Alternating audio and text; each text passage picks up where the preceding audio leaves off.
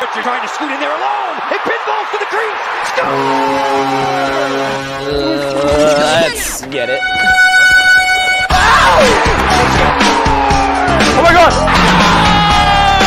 Here we go. You're listening to the Street Bullies podcast with your hosts, Derek. How you gonna get it, brother? John. Matt Casey. Unnecessary, but totally necessary. And Cody. What's not to love?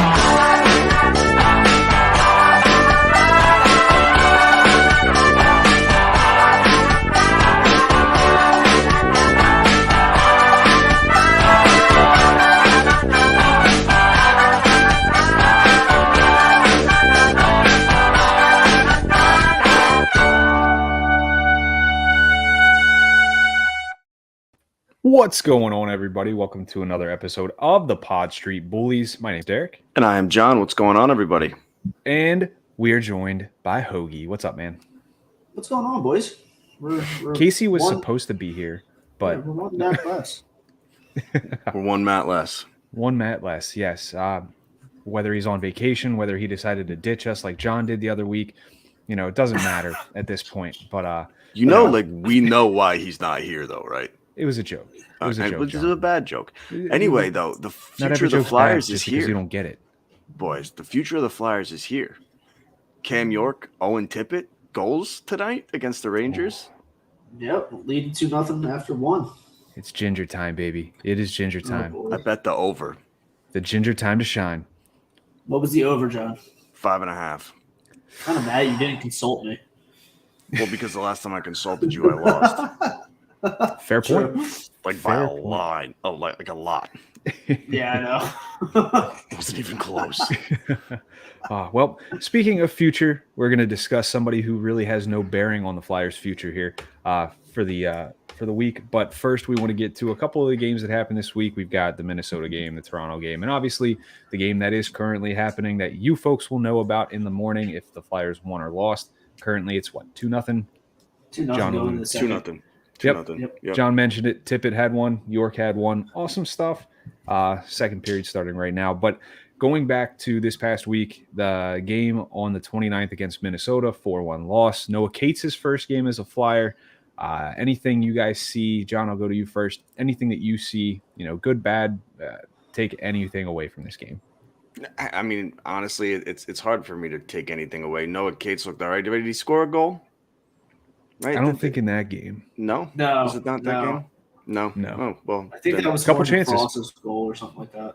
Oh, well, then forget that. I don't know, man. I at this point, it's like I could be like, well, good effort. Mm-hmm. These games are just whatever. They suck. I wish I had something better to say. Don't we all? It was a rough game to watch. I turned it off in the second period. It's just there's not much to do anymore. Yeah. Again, I don't really. I'm kind of with John on this. I love the Flyers. I always will, but it is getting more and more difficult to watch these games. I just can't. That Toronto game, I thought for a second was going to be a good one, right? Mm-hmm. Like it seemed like, hey, maybe the Flyers will just pull out a surprising win here. Yeah. And then the third period happened. Can I vent for a second on that Toronto game, just about one specific thing? Sure. So McEwen and Simmons go to drop the gloves. They drop the gloves. They want to go after each other, and the refs jump in.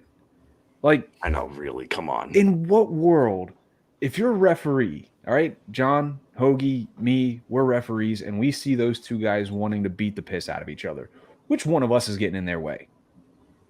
I'm not. Not me. That's no way in sure. hell. Nope. Super small. I'll get ragdolled. And that would have been the thing that, Flyers fans at least took away from the game, right? Yeah. Ex-Flyer, former Flyer, duking it out. Yeah, both number 17 with the Flyers at least. Well, Simmons is 24 now, but they ended up tying up towards the end of the game there, and we found out why you don't fight Wayne Simmons. Pretty much. Yeah. Props to McEwen, but damn, dude. All right, so games happened. Toronto 6-3 loss. Hayes had a goal. Yeah. You signed another young guy. Ronnie Attard signed his ELC coming out of Western Michigan. cool to see. I know John has been vocal about it in the past, not being a big fan of him. I was never that high on him either. But Hoagie, we'll go to you first here. Your thoughts on, you could really say his play so far because of the game against Toronto and he playing there and what you've seen so far. Yeah.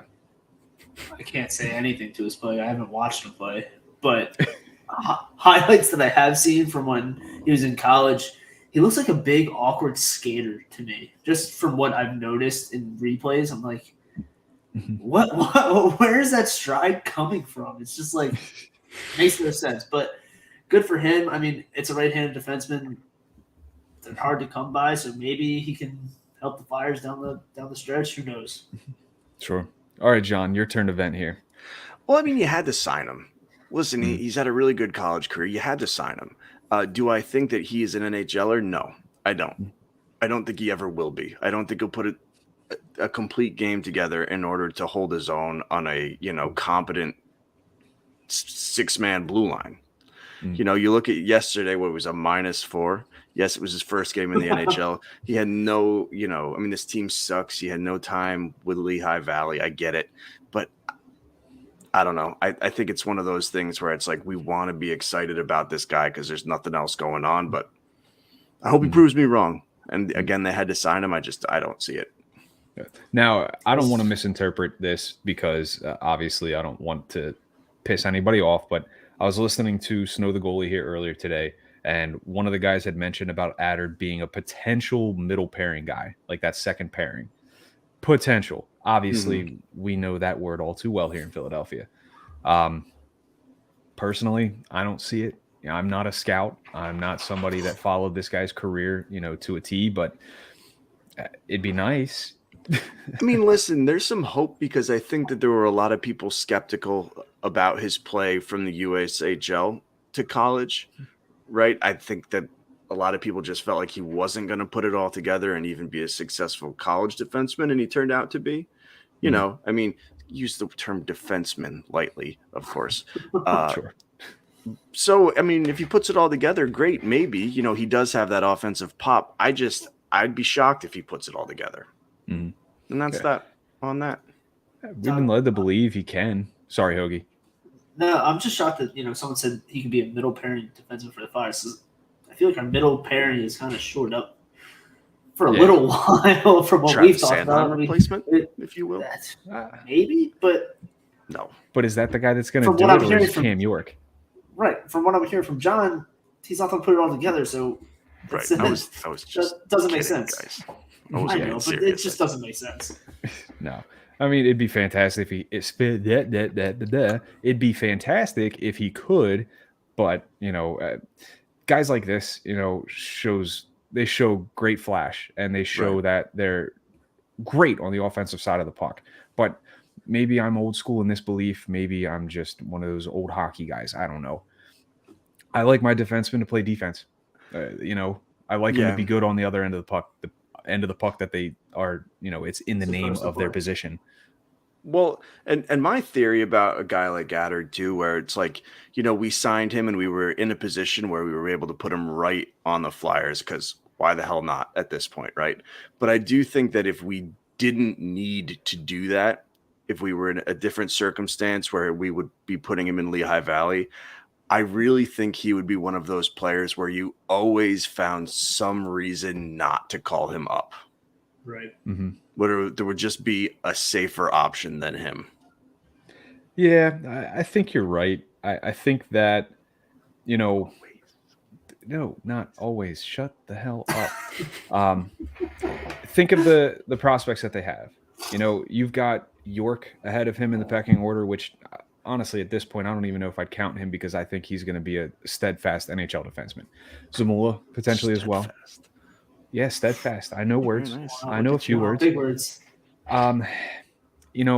Let's see how guys like Mason Millman pan out. Not much, competition. Right. Yeah. But, no. the names are there, and you're still going to have Sanheim. You're still going to have Ristolainen. You're still going to have potentially Provorov, obviously rumors aside and all that good stuff.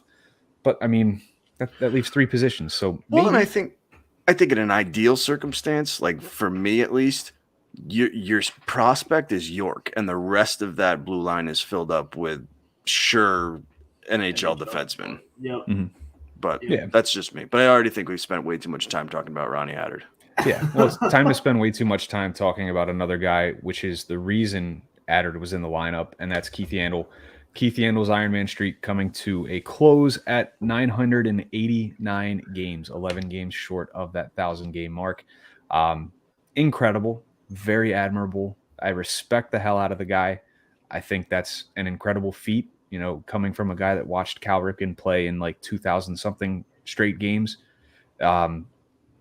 Awesome. Hats off to him. Personally, it's time. It was time long ago. And before we get into the heated debate, let's just get your guys' take on it, John. What do you think?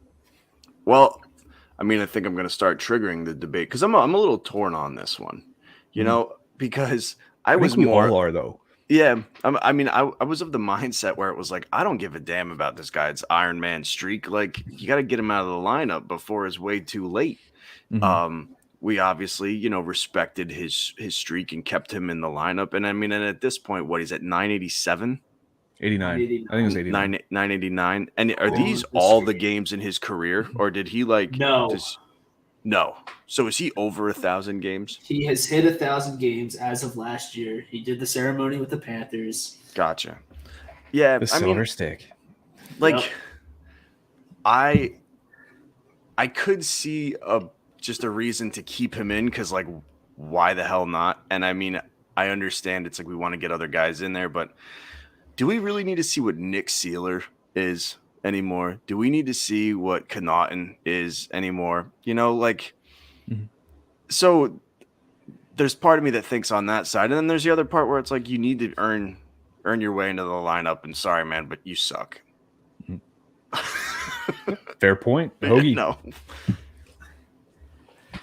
he should have been out of the lineup back in December. He should have been out of the lineup when he was with the Panthers. Quenneville almost did it, but they threw him a pity party and let him play. And Mm-hmm. Even back then, it was an uproar. God forbid he ruined his Ironman streak. The dude played 1,000 games last year. He's at 1,099 already. It's time. I don't give a crap that he's about to hit 1,000 games as an Ironman. It's time to put up the skates and retire, dude. The amount of times that he's made so many bad decisions and bad plays on the ice that cost us games this year, I can't believe it took us to April to bring him out of the lineup. It's insane. And I'm one where, great, we're throwing young kids in. We're seeing what we actually have at the NHL roster, to see what we have, to see what they can give us for the future. We know what we have in Uganda. We knew what we had when we signed him. Great, he hit the Ironman. He extended that streak. He has that milestone. It's time. Kessel's on the come up. Eat a couple hot dogs and pass that next year. But the crazy thing is about this too is it's this is putting the record ahead of way too many other things. That should not be the most important thing for the franchise. Agreed. And you look at Phil Kessel. I was listening to Flyers Daily earlier today, and they was talking about Phil Kessel's streak, and it was when the birth of his son happened. Don't quote me on this completely, but they put him out for a shift, and then he left. He played the first shift for 30 seconds that game and left. And that's wild to me. That doesn't count. Mike Rupp brought it up when he did his Twitter video. Right. And how Chicago did that for him. And it's it devalues the streak, honestly. Again, it really does, yeah. His opinion, my opinion, I agree with what he said. It devalues it because you look at a guy like Jarvis who held it before Yandle, and it's I doubt, and I can't speak to it because, I wasn't watching hockey back then. I probably wasn't alive. I can't remember.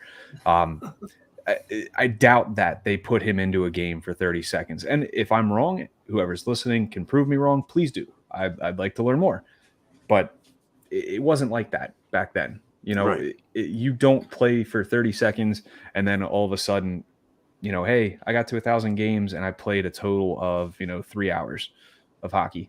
And a team shouldn't be scrutinized if the player that's trying to pursue this streak just doesn't have it in them anymore. Like, Right. I look back at the Yandel signing, and obviously, right, it didn't work out for numerous reasons, but I could see why that would turn off teams. I mean, even if he still had it in him, right? Like this idea that even if he's going through a rough patch and you can't sit him like you would anybody else, no, thank you. Mm-hmm. Florida knew it before anybody else did. Like Hoagie had mentioned, they wanted to scratch him, I think, January last year. No, they wanted to scratch him before the season started. Yeah, but there was this giant uproar. The opening night roster. Yeah. There was this giant uproar because the streak, and ultimately Quenneville, whoever's decision it was, they folded. But then look at the playoffs. He was scratched for multiple games during that series against Tampa Bay last year. Mm-hmm. So, I wonder why. Yeah, exactly. But I mean, this was a long time coming. And in the grand scheme of things, whether he kept going or not, Phil Kessel is going to catch him. I don't know when Yandel's going to retire. I don't know when Kessel's going to retire. I can say with 100% certainty, Phil Kessel would have retired after Keith Yandel. Yeah. I mean, you look at him, he's playing in his 969th game tonight, Kessel is. He'll be at 983 by the end of the season, which puts him 6 games until he ties Yandel's record. Yep. You're telling me that he's not going to catch him? Like, come on. It's just pointless at this point. Like, again, great. Happy for Keith Yandel. Fantastic achievement. Doesn't really mean much at this point because you're on a bad team. You're a bad defenseman. As good as you are in the locker room, that's great. I'd be a great locker room guy too. But you know what? I suck at hockey. Right. So I don't play. And it's this whole thing like Jeremy Roenick, puts out a string of tweets, right? And he's like, I'm so disappointed in the Flyers organization, how disrespectful this is. It's like, come on, man. Really? Like these are all competitors, Right. If you're not playing worthy enough to be in the lineup, you shouldn't be in the lineup. The Flyers did him a solid by keeping him in long enough to extend his Iron Man streak to this. Coming to this team did him a favor from the get-go because we didn't have NHL caliber defensemen.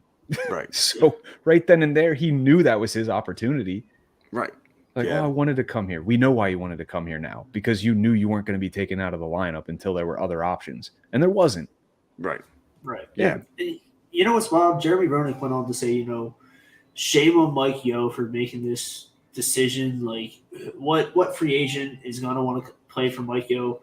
Mike Yeo's not to be the coach of the Philadelphia Flyers next year. Right. No one cares. Absolutely. Mike Yeo, he knows he doesn't have a job. He doesn't care who's pulling out of the lineup and putting into the lineup. He's just throwing crap at the wall. See what's going to happen. This is kind of Chuck behind the wall too, playing with strings, saying, "Let's just do this. Let's see what we have." And like, if we're talking change of cultures, I'm sorry, Derek. You're good. But if we're talking like changing the culture, the last thing I want is somebody here that's going to go, oh, I don't want to play for a guy who's not going to let somebody get those accolades, even though they're playing poorly. Like, right. I don't want that mentality here. Yeah. Well, when you bring in Adder, right off the bat, he's going to get time. There's going to be time you're going to see him because of the way the season is unfolded, because of the position the Flyers are in. Adder's going to play at the NHL level. It's a matter of who you're going to scratch for him. Yep. Yandel made probably the most sense. You could argue Sealer, sure. But when you make that argument, my counterpoint to that is look at next year. Right. Sealer, Yandel, between those two, one of them is likely going to be the 7th defenseman. Personally, I think it should be Sealer. He's younger. I think he's more effective, and it's not saying much, but you're also looking at a guy who's 28, will be 29 next year. He can take up that healthy scratch spot, so that way we're not putting a guy like York, like Zamula, like Adder in that spot and having him watch games as opposed to actually getting in on the action and learning something and developing themselves. Sealer still has a future in hockey, Yeah. Yandel, not so much. No, Sealer absolutely has a not. future in the AHL, to be honest with you. I don't think you'd run it back with either of them on this roster. No, I won't lie though. Like I am a bit disappointed in the outcry for this, and while I understand because it's like these Outcry games for are which for like what the outcry of specifically? like disappointment that like I'm disappointed they Yeah, wouldn't he let was Yandle scratched. play. Keywords though being let him play. Like he didn't earn those last 13, 14 games, whatever it is. He didn't. And that's right there. That's proof. Dude, it's 2022. Most of the world gets off on the opportunity to vocalize disappointment. Oh yeah. Yeah. I mean, don't we all? Why do we have a podcast, right?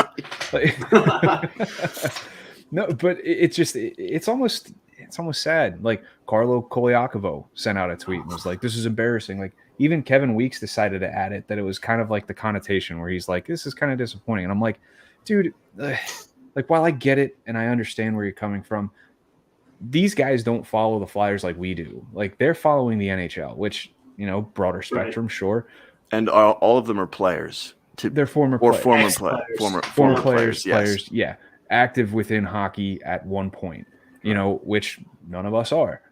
But coming from somebody who follows the Flyers every step of the way, as opposed to the entire league, it's like you can't help but not feel bad because Yandle has not been good. I don't know how else to put it. Yep. Yeah. So anything else to add to this conversation about Yandle? Any closing remarks? I mean, I'm just glad that we can stop talking about it. It's not over. It's not over though. It's over.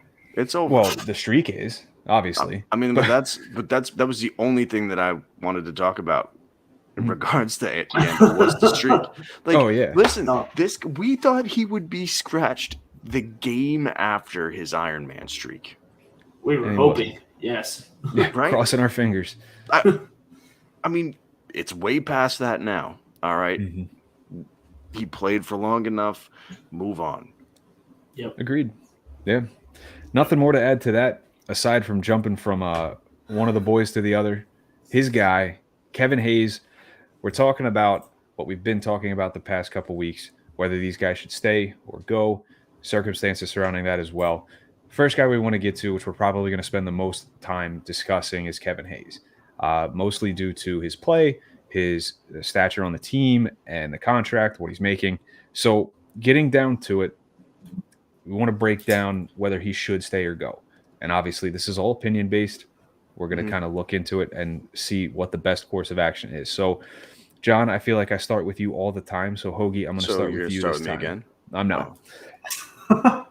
Hoagie has extensive notes, it looks like, and he's still adding to it. So, Hoagie, I'm interested to hear your take. I just started my notes, actually. Hoagie's still trying to figure out what steadfast means. Wait, so when I tested in the group chat segue, I just learned how to spell the actual word segue. Didn't know. Like the scooter or like a segue into a different topic? A segue into something. I didn't know how to spell It's that. spelled funny, right? Yeah, real funny. S-E-G? S-E-G-U-E. Fun fact for you. Oh, I thought it was W-A-Y. It's not. Segway.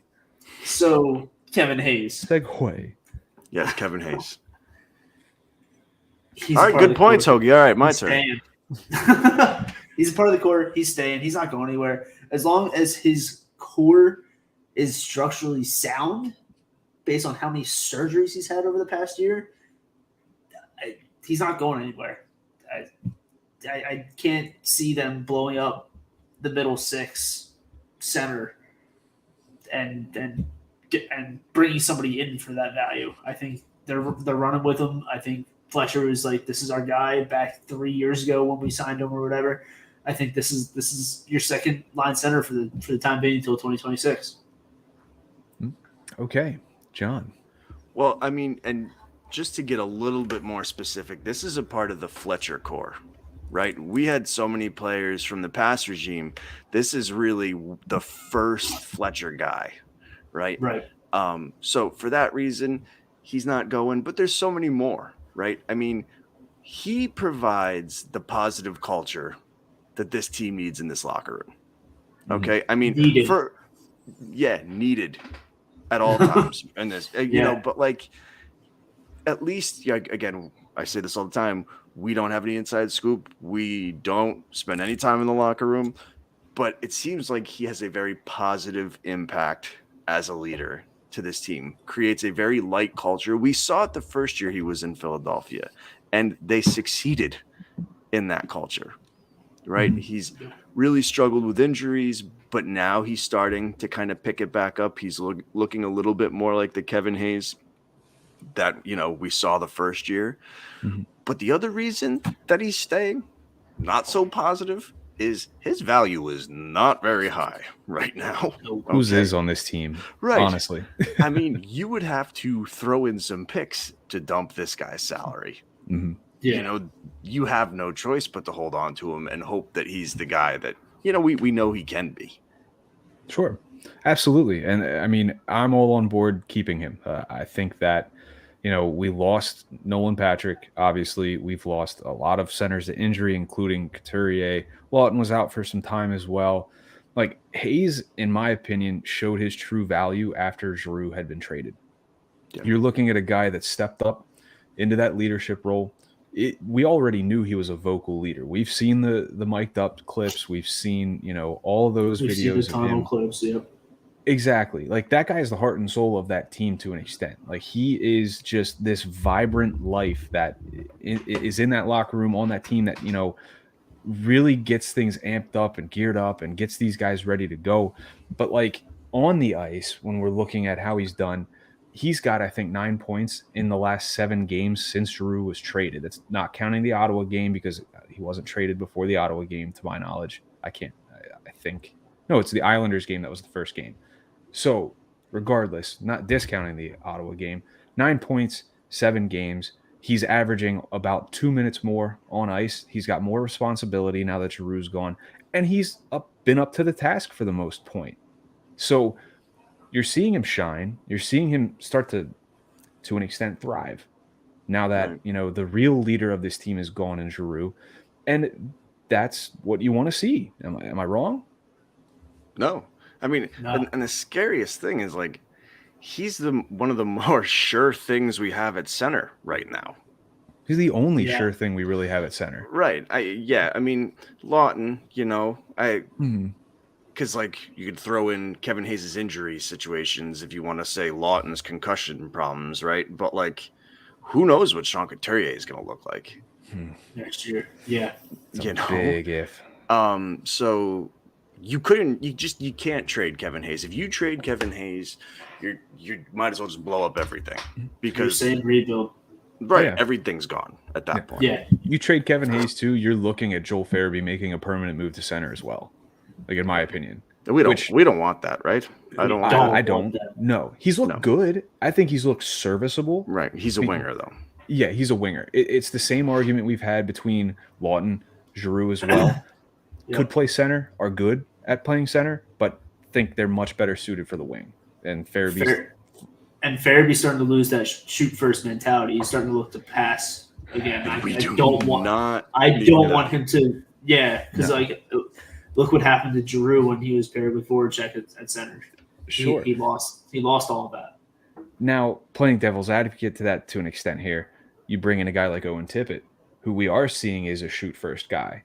Like Cam Atkinson, obviously having been here, still don't think that this team can afford that though. Too many of those guys. We need multiple shoot first guys. We need all the shoot first guys you can get at this point. If you can shoot, I want you. Yeah, I don't care if you're responsible 2 ways. I don't care that you can set up assists on your knees. I don't care if you can fire a decent shot. Yeah, actually, I do care if you're a 2-way guy because I'm tired of loading the lineup with 2-way guys. 2-way guys. Fair. Right. That's exactly my point. I'm tired of it. You could look like Alexander Ovechkin for the first dozen seasons that he played in the NHL, and he sucked on defense. I don't care. If you're scoring like him or even remotely close to what he was scoring like, I'm a happy camper. Right. Yeah. But to go back to Kevin Hayes, I think between him and Cam Atkinson, they have a real opportunity to change the culture of this team. They can only do so much on the ice on their own, but I do think that those are 2 guys that I'm confident can lead this team in the right direction and at least changing just the overall chemistry and culture that we've been complaining about for the past, how many seasons. Right. I think we have a real opportunity here to solidify our second line. If we keep Hayes aboard, if we put Farabee back on the wing with Hayes, and then this spot could be a bit more interchangeable. Like I like Konechny on that second line with those two, but the main piece to that line is the Farabee-Hayes connection. There is unreal chemistry between those two, and I think they thrive off of each other, and they play awesome. They play so well with each other. We saw it especially in those games followed right after Claude Giroux being traded. They just look naturally like in sync. Yep. And so right then and there, okay, you want to bump Farabee up to the first line, whatever. But man, if you can find a winger that can play with Couturier on the top line, and then maybe Atkinson, if you're going to put Atkinson on the top line, I don't know. Johnny Gaudreau sounds like a good name. Yeah, I'd be okay with that. But there yet. If you can keep Hayes and Farabee together, I would be so happy, because I think those two guys, just their chemistry is off the charts. They produce together. They play well together. You could put anybody else on that other wing, and I'm sure that you'd still get the same results. I was going to say that exact same thing. You could toss a Lawton up there if you absolutely need to. You toss Konechny, you toss anybody in there. That line just seems to click. It doesn't. I mean, you don't have your third and fourth liners, but those guys that can plug into that second line and really produce, as long as Hayes and Farabee are just clicking night in, night out, it doesn't matter who's there. I mean, ideally you want a second line guy or even a first line guy at a discount. They're on a click and they're on give you some points. Sure. I think the one concern I have with Hayes, and it really isn't Hayes, it's more the organization, is us being in a position where we have to ask him to do too much. Like, I see a scenario where if Couturier runs into more injury troubles next season, like, I mean, I'm not a medical expert. Maybe this will all be fixed, but back issues sound pretty serious to me. I worry about putting him in a position where it's like, you have to be our 1C, because I do think that load is too much for him and we're not going to get the best in him. And then we run into another situation where we're demanding too much of players who just aren't at that level, and we're in the same old spot. Mm-hmm. Yeah, good point. I like him on a power play unit, not saying necessarily the first unit. Right. But the guy is great at controlling the puck, shielding defenders from the puck. His puck control is great. Right. And you need that on the power play because you need to maintain possession. So I would like to see him stay on the power play. Penalty kill, not so much. Like we can put faster guys out there, guys that are a bit more sound defensively, like that I'd be okay with. There's going to be some guys that are going to look better than Kevin Hayes on the penalty kill, and I'm fine with that. We don't need to use him in all situations. If he's capable, great. If it's like, hey, man, Lawton just got hurt during the game. We need you to slot in for him on the PK for a couple shifts. Okay, sure. No big deal. What I am intrigued about, and it goes back to my last statement about the Farabee-Hayes second line, putting a guy like Owen Tippett with them, a shoot-first guy, with a guy like Hayes who can distribute. Farabee even has shown the affinity for distribution as well, but you also keep that left-right dynamic alive, Farabee being a left-handed shot, Tippett being a right-handed shot. I would be interested to see how that line would go, because if you can, even just for the last like dozen games or so, bump Farabee back, just who cares? Right, why not? Yeah, I don't care who plays center. Cates can play center, right? Yeah. Cates, Lawton, Hayes, and then I don't care. Whatever. Put JVR there for all I care. I don't give a Frost, for the love of Morgan Christ. Frost. There you go. Morgan Frost. That's just a name that we've all forgotten about at this point. Yeah, but I guess we'll hold on to that though, right? We didn't still go him yet, did we? We didn't. I don't think we have. We will definitely get to that. That'll be a long one too. But are you guys at all intrigued by something like that? What, Hayes, Farabee, Tippett? Yeah. I mean, I'm honest with. If I'm honest with you, Derek, I'm intrigued by anything right now that's not what we've seen. You know what I mean? Like Good at point. this point, take that idea, throw it up against the wall, see if it sticks. Like, Right. and wouldn't it be nice to know that going into next year, hey, we really saw something with this group. Like, instead of spending that whole, preseason training camp trying to mesh everything together, wouldn't it be nice to know, hey, that group gelled really well together at the end of the year. We're going to start with them together. Mhm. Well, wasn't it what Hayes, Farabee, and Konechny one year? They were like, it was last year or something. They just went on an absolute tear Right. on a line. And And then like, it died. yeah, well, and then they just broke it up. And I'm Right. like, what's the point? If it's not broke, you don't fix it. Like Right. common knowledge, right? Right. Yeah.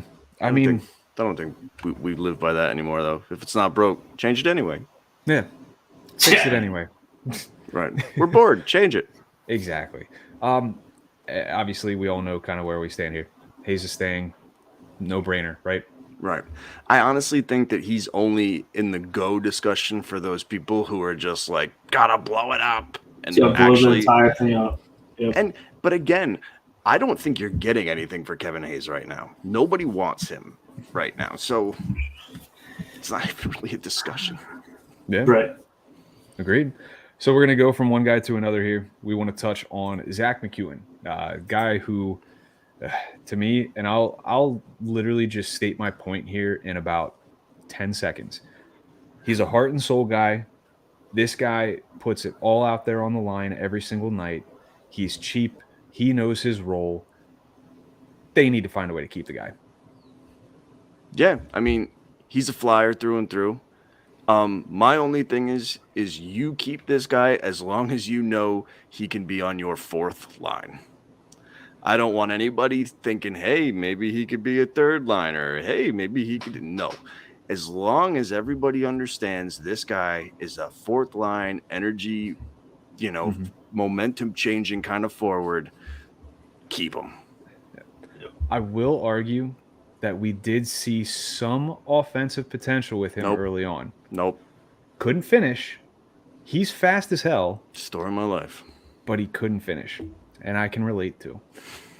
But all things said, absolutely. Fourth line, get it. you get pigeonholed there, and that's where he should be. He should know his role. The coaching staff should know his role. That's fourth line. Hoagie, what do you think, man? I mean, I'm going to piggyback on you guys. He's staying. I mean, you got to find a way to re-sign him. Unless somebody's I think he's got top 6 potential. We'll give you a second rounder for his rights. I want what that guy's smoking. What are we trying to pull a Zach Ronaldo here with Boston? We get a third-round pick for the guy, right? Right.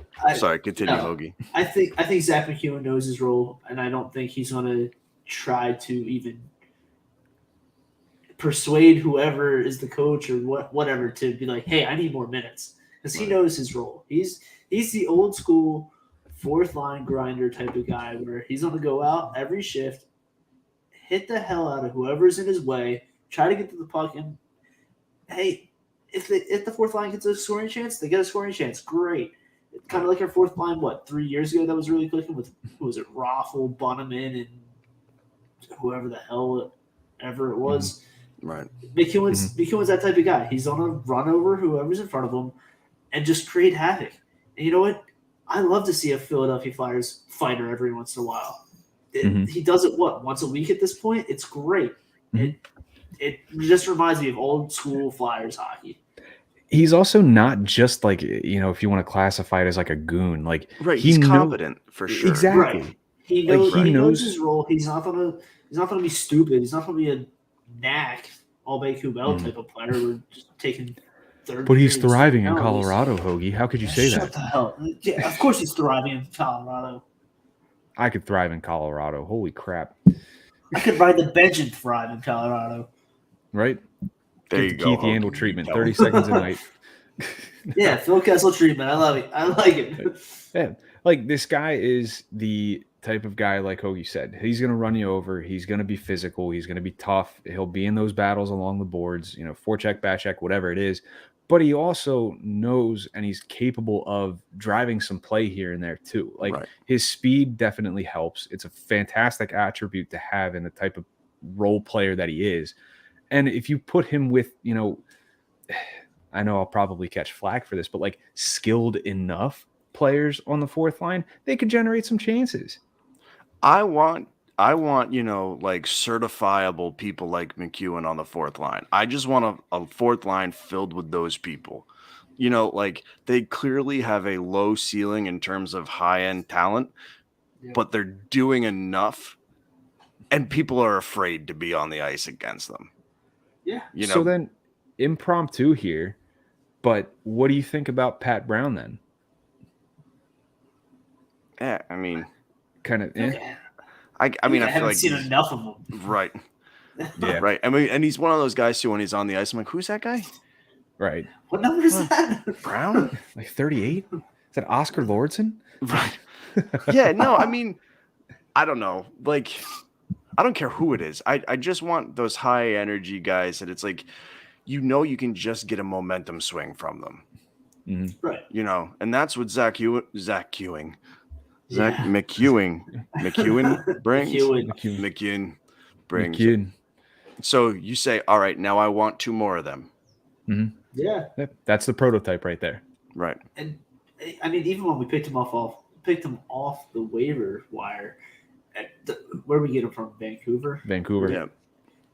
Those fans were like, "You're gonna love this guy." Like, right. Yep. Mm-hmm. Yeah, he's they a weren't fan happy favorite. to see him go. Right. Right. He's a fan favorite, and he just rocks the Philadelphia lifestyle. And even after Sealer fought, when was that, last week? He brings a like just wild type of atmosphere to the bench. He gets the guys psyched up just being on the bench. He doesn't even have to be the one fighting. It can be someone else fighting, and he's going to get everybody going. Like, that's the type of player that I've been looking for a while. Right. I mean, I have it in Scott Walton, but McEwen's a completely different player. Okay. Now stick with Sealer here real quick, because we do want to touch on him and whether he should stay or go. We talked about him and alluded to him earlier in the show, where we talked about Keith Yandel and then Sealer playing over him the other night. Is Sealer a type of guy that, obviously he's not going to be a priority, but are you guys going to be mad that he's here, that he's not here? Like, are you indifferent? Does it matter? I guess, for lack of a better term. Stick with you, Hoagie. I could care less. I really don't want him on the Flyers. I think he's an AHL guy through and through. It sucks that we've had to watch him for as long as we have this season, kind of like Daniel. Wow. And he brings nothing to the lineup. He brings nothing. Every once in a while, a thrilling fight where he gets his ass kicked by what was that guy's name? The Delorier. Beginning of the season.Alexiak. Like, say Delorier, he cut him up, man. Delorier looked rough. That was a pretty good fight, but like that was a good fight. He kind of got his ass kicked, to be honest with you. Well, he usually does, but you get that one shot in that makes it look like you won the fight. That's all that matters, right? One shot doesn't win a fight, though, when you're getting your ass kicked. If Delorier walks away with a bloody nose and Sealer comes away unscathed, automatically my mind goes to Sealer won that fight and Nick Delorier lost. Absolutely not. Delorier landed so many more punches in that fight. No, I know. He's got to go. He brings nothing to me for this lineup. Okay. You have the same mindset, John? I mean, like, if we could guarantee this guy's like your 7th, 8th defenseman, I wouldn't be mad. Mm-hmm. But I also think there's got to be so many better options. Right. I think you can find somebody better who's equal to him. Sure. I feel like with somebody like Gustafson. him, right? Shut up. If you're gonna have a 7th defenseman, I'd like to have just like one aspect of his game is like, well, he's subpar in all these areas, but if he can get going in this one section, like look out, like he could have himself a night. Sure. Nick Sealer he's like the Hoagie of Flyers defenseman. I was waiting for you to make that reference. Just subpar all the way around, replaceable. Damn it. That's fantastic comparison. Yep. I'm not going to say I agree or disagree. I'm going to leave that up for interpretation. With the Hoagie portion or with the Hoagie portion? With the Hoagie portion. Because I like Hoagie. Oh, are you going? Are you saying or going? Am I going? No, I'm the host of this show. Hoagie's going. I am the Claude Giroux that didn't get traded. So, Boy. No, are we agreeing now? If Nick Sealer goes, we replace Hoagie? Is that what we're agreeing to right now? Whoa, We have to save it for Twitter. All right. Yeah, when I'm when I'm Hoagie already the favorite. Hoagie, when Hoagie. you said you would shave your head with 300 downloads, our downloads jumped. skyrocket. We never hit that though. Yeah. Take your hat off. We didn't hit it, but we were close. We got like 299. And look, that beautiful, beautiful head of hair still stands. I'm upset. The thinning hair. Gotta love it. I just like how riled up your wife got about it. I was in the doghouse that night. Are you out of it though? I'm never out of it. Let's be honest. Yeah. Nobody ever is. Yeah. As is the life. Yeah, I do the laundry, I do run the dishes, I do all this, and I'm still in the doghouse because I forgot to do something. Like it. Welcome to being a husband. Yeah, just like Casey last night, right? In terms of Sealer, I'm kind of like I'm with John too. Yeah, like I'm not going to be upset if he's sticking around as a seventh defenseman because 28 years old, not going to block anybody because he's not going to take a lineup spot, and you don't want those younger guys being healthy scratches every night. So perfect spot for him is seventh defenseman on this team. So they keep him around, cool, awesome. They find somebody like John said that, he can specialize in one area. Bring in a guy that's good on the penalty kill because everybody knows this team's penalty kill is ass. Bring in a guy that you can play a majority of his minutes on the penalty kill. Right. I'd be enamored. Like I'd love it. I would absolutely love for us to bring somebody in that can specialize on the penalty kill. If he's going to play third pairing minutes, great, awesome, even better.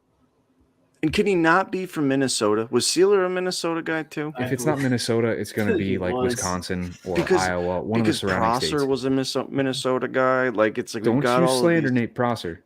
Shut up. I'm over the seventh defenseman from Minnesota. Eden Prairie, Minnesota. Can we sidetrack real quick on the One Flyers He was broadcast on drafted to ESPN? Minnesota. Yeah, on the One Flyers broadcast, I don't know if it was the Flyers or like a TBS, like ESPN broadcast. They brought up NCAA players, and Bryce Brodzinski was one of the players that they brought up. There you go. In the NCAA, and I'm like, of course, Minnesota guy. Did Chuck Fletcher get in the producer's ear? Be like, put this guy on the TV. He's got but he checks two of the Chuck Fletcher boxes. Minnesota guy, alliteration. Mason Millman, Bryce Brodzinski, and everybody else. Bobby Brink. Bobby Brink. There it is. Yeah. Right. I think there's got to be more too, but I hope Mason Millman. Mason. Yeah, I did. One. Yeah, I mentioned Millman. Sorry. I really, really want Bobby Brink to sign with the Flyers this year, like in the next week or so. Well, he's still playing, isn't he? I know, but he's not going to be playing for longer because he's in the championship game, isn't he? Or is it just the Frozen Four? I think it's the Frozen Four, but I haven't been really following along. I like him. I hope he does well. I hope he wins the Hobie Baker. That'd be great. He signs. He could be our Paul Correa. Win the Hobie Baker and then be a Hall of Famer. Fantastic, right? Sounds good to me. But I want to see him in a Flyers uniform. I desperately want to see him in a Flyers uniform. You guys remember that Disney Channel original movie with the roller skaters? Called Brink? Brink, yes. Brink. Yes. Bobby Brinker. Bobby Brink. So I'm going to get to work on that. Brink, like the cover for that video, I'm just going to put Bobby Brink's face on him. There you go. There it is. I will grace your Twitter pages with that when I get around to it, which will be in about 3 months. Seeing that we're probably done with Sealer and we don't have much else to talk about. Did you guys see the comments that Jake Voracek made? I don't care. I did, but I didn't read into it. I could care less anymore about what that guy says. I saw what Kimo Timonen said. Oh, yeah. Did you see that? It was about Claude Giroux? It was about Claude Giroux. Crying at the bar or whatever that night. Mm-hmm. Yeah. Sitting at the bar, finishing his beer, crying because of the time that he spent here in Philly, what he thought it was going to mean, and what it was going to turn out to be, and just honestly, it sounded like sheer disappointment from Claude Giroux. That breaks my freaking heart, man. Do you blame him? Not I was at doing all. the same thing that night. I was crying into a wine glass. Come on now. Oh, give me a break. Don't tell people that, man. I was. My wife will even bring it up. It's the second time I cried the other night. Cry with the Flyers. I cried watching the WWE Hall of Fame induction. Jake Voracek is still complaining about the freaking Flyers, man. Like, get over it, dude. It's like a salty ex-girlfriend. Right. Yeah. Well, whatever. Yeah. All right. It is what it is. Ex-Flyers employee. Yeah. Like, get over it, dude. Like, you were good for us. That's great, but it just didn't work out. I got you, Hoagie. I got you. Thank you. What did I miss? I'm stupid. That's okay. He was just talking about disgruntled ex-Flyers employees. Interesting. Yeah. Interesting point. I'm Anyways. sure Jake will go on that podcast. I want to say they might have reached out to him already. Anyways, no. So yeah, if there's nothing else to really cover, we covered Hayes, we covered Sealer, McEwen, talked about the Iron Man streak with Keith Yandel. That's over. Awesome. We can move on. You can't play him again this season, right? Like, Absolutely not. Right? Sign every eligible prospect that you have and just slot him in. I was waiting for him to play tonight. Oh God. Could you imagine? No, dude, they're gonna play him. He will play again. We need you. What? He will play again. I guarantee it. Showing up to the ring, sweatpants. Right? All right, Hoagie, dad joke. Yeah, you ready John for it? toss into the dad joke. I like it. John will appreciate this one. Willie, though. What do you get when you cross a pickle and a deer? A dickle. No, if that's not done, that made me laugh. A dildo. Good one. That was good. I knew John would appreciate it. Very clever. Why would John appreciate that more than Darren? Why is John do I have an speaking in affinity third for person? sex toys? I know you well enough to answer that, but I'm not going to. All right. Well, now that dad joke just put us under explicit content, I'm going to toss here to our affiliates. We want to mention Flyers High and Wide. Go check those guys out. I mean, you've got a handful of podcasts every week, fantastic Flyers coverage, awesome stuff from all those guys over there with Jim and everybody. Also, cannot forget to mention 5 Minute Major. David Mastro, awesome folks. Podcast is great. Go check those guys out. Dave, it's been a week and a half, 2 weeks now since he's gotten married officially. I mean, he was married last year. He just I thought you were going to tell me he had another wedding. I was like, this guy. He had another wedding. Dave has been married 4 times to the same woman. 4 weddings. No. Just again, live it up, freaking Kim Kardashian. Again, big congrats to Dave. Congratulations on the marriage finally, or the party to the marriage, I should say. But yeah, that's been it for us, John. I should toss to Hoagie first. That's in my notes here, I swear. Hoagie, let everybody know where they can find you on that Twitter thing. Poshing Hoes, just like Derek said on the Twitter thing. You didn't have to reiterate. Thanks, Hoagie. Thanks, Hoagie. All right, John. You can find this podcast on all your various podcast listening receptacles, including but not limited to Apple Podcasts, Spotify, Amazon Music, Spreaker, Pocket Cast. Shout out to Matt Casey. Pod Street Casey, spelled out. Google Podcasts, and all the other ones. iHeartRadio. Yep. All 3 listeners. All 3 listeners. And across the entire globe. If you're looking for somewhere new to listen to us, then Google it. Yeah, you can check me on Twitter at PodStreetBob. Can't check John on Twitter at PodStreetGove anymore. Nope. Care to Deleted elaborate? that. Yep, there you go. I just got tired of Twitter. I mean, I have the Pod Street Bullies account thing that I put the little show on every once in a while. You heard it here, folks. But Any tweet that comes from Pod Street Bullies now is John's baby, and you can blame him. But it was just everybody complaining. It just turned into a cesspool. It's like into? If I want to listen to you somebody new complain, I just right. Well, I guess I just Welcome got to Twitter, tired John. of this cesspool. Can't welcome me. I'm out, bitches. No, adios. Don't let the door hit you. Same to you, listeners. Don't let the door hit you on the way out because we're done, and we'll be back next week with some more Stay or Go. WrestleMania. Well, yes, I need By to watch now, WrestleMania. nobody cares about wrestling.